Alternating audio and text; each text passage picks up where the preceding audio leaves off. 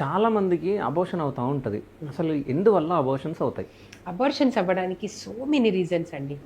జన్యుపరమైన కారణాలు ఉంటాయి, తర్వాత ఆ, గర్భాశయం కారణాలు ఉంటాయి, అంటే అందులో పొరలు ఉండడము, వాపు ఉండడము, తర్వాత పాలిప్స్, గర్భాశయంలో పాలిప్స్ ఉండడం, ఇలాంటివి గడ్డలు ఉండడం, ఇలాంటి కారణాల వల్ల అయి ఉంటుంది. ఓకే. తర్వాత ఇంకొకటి మేల్ ఫ్యాక్టర్స్, అంటే లో స్పర్మ్ కౌంట్, మొటిలిటీ, మార్ఫాలజీ ఇవన్నీ ఏదైనా తక్కువ ఉన్నప్పుడు కూడా ఇలాంటి కండిషన్ వల్ల మెయిన్గా వచ్చేసి జెనెటిక్ రీజన్స్ వలన అబార్షన్స్ అవుతుంటాయి.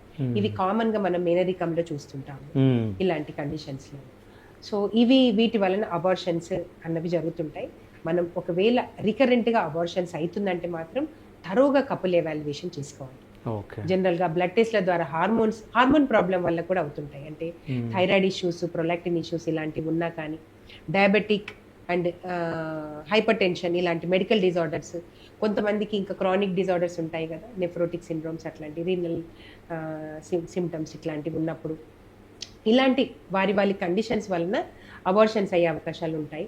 తరోగా కపుల్ ఎవాల్యుయేషన్ కనుక చేసినట్టయితే, మనకు రీజన్స్ ఐడెంటిఫై అయితే, ఆ రీజన్ని కనుక మనం ట్రీట్ చేసినట్టయితే వారికి మంచి ప్రెగ్నెన్సీ అయ్యే అవకాశాలు ఉంటాయి.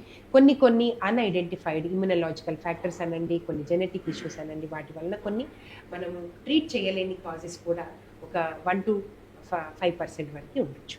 ఓకే.